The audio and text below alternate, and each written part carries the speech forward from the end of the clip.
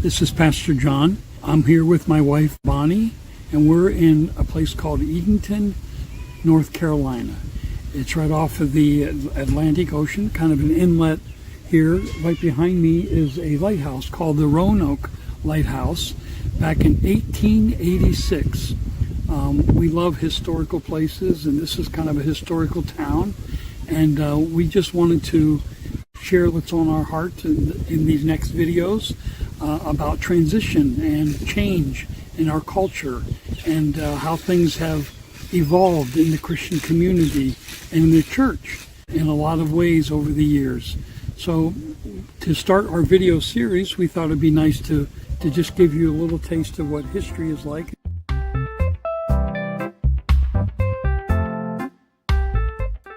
There was construction going on down there, so we shifted back to the Barnabas house.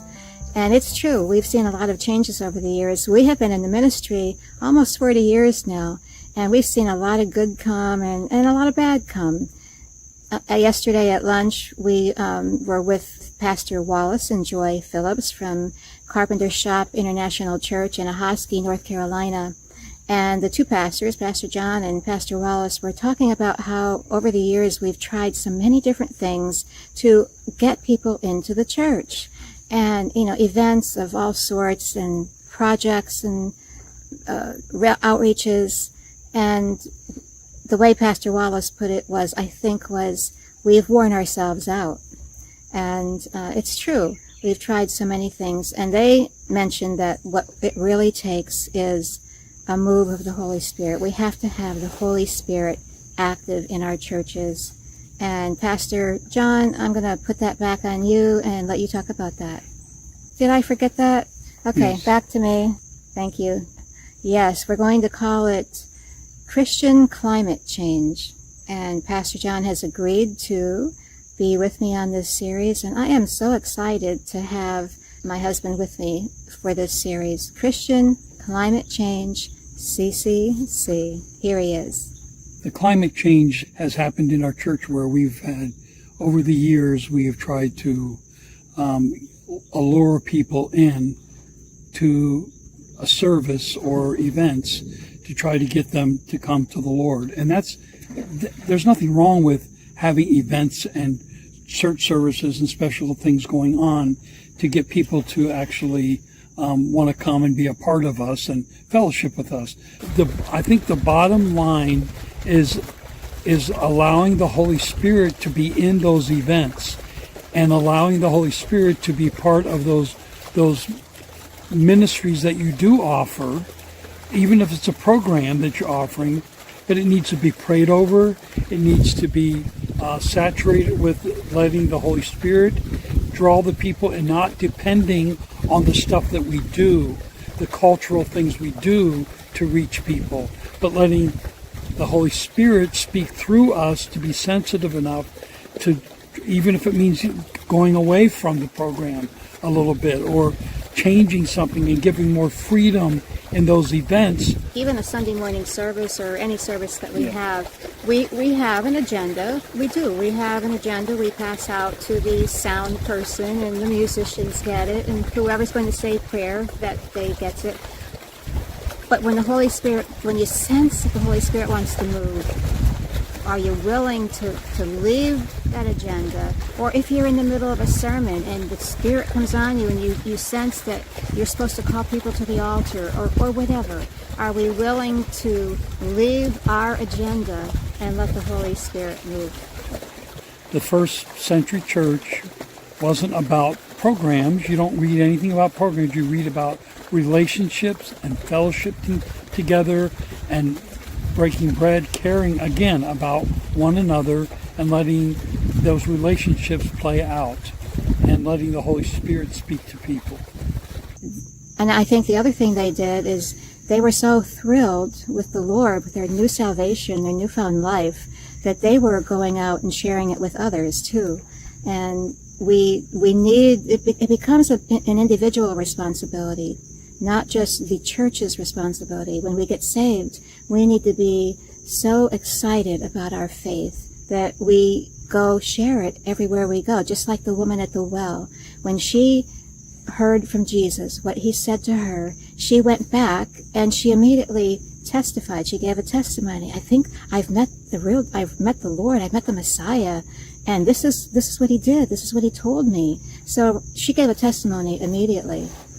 The idea of getting people in and doing events in itself, I don't think is really the answer to our dilemma of getting people saved and people discipled in the Lord.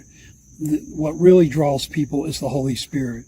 And when you read in the New Testament, in the book of Acts, at the beginning of the church, after Pentecost, when the church was birthed, we see where they went out and they themselves fellowshiped together. They broke bread together. They were met daily together. They served one another every day, and people were with them. It was part of their culture, daily culture. I think what we've been trying to do in the church is try to get more and more people in by just doing events, when reality is the Holy Spirit was what happened on the day of Pentecost. Peter's preaching to the multitudes and people getting saved. But it doesn't talk about all the events they did other than what they did when they were born again. Once they were born again, they began to spend time together and develop their relationship. And I think what we're doing as a church, we're trying to do all that without the power of the Holy Spirit, drawing people and praying together and being together and waiting on the Lord. And in the New Testament, you heard about the big crowd on the day of Pentecost that Peter spoke to, but you don't hear a lot of other big crowds. So what must have been happening, honey, right, is that the individuals, people who were getting saved, were going out and witnessing and telling others about the Lord. So I think what we've done is we've been so wanting to have people come into our churches and to have their lives changed and get saved, which is good. It's what we do want. But we've groped for things to try to make it happen, and when you don't have the Holy Spirit working in your services like the Holy Spirit should be doing, that's when you have to start groping. We're afraid that the Holy Spirit's going to move because we're afraid that people are going to run from it.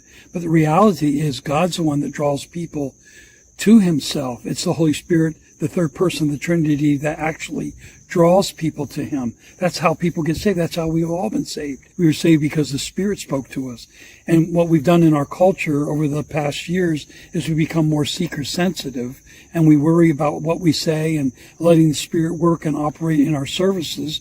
And we're afraid of losing people instead of gaining people by letting the Spirit be used in the church services, being used in our lives daily, so that they can be drawn to that. And you mentioned the seeker sensitive. They have tried to change the aesthetics of the church and all sorts of little details. And we're not saying that that's bad. Those can be very good things, getting up to date on things. But when that becomes what you depend on, honey, right? When you're depending on those things and you don't have a praying church that is welcoming the presence of the Lord, and when you've got your aesthetics or whatever, and you're not letting the Spirit move, or you're not seeking after the Lord, that's when you're depending on those things. And honey, I'm going to let you wrap this up. I'll let you say what you want to say, and then I'll close it out. Okay? You just okay. It's great, like you said, being culturally relevant is okay, because Jesus was relevant to the time. He gave illustrations or parables that were relevant to the time, to the people. We want to be able to relate to people where they're at, but we can't rely on just relating to people where they are. The Holy Spirit has to help us to relate, and we need to allow the Spirit to use us.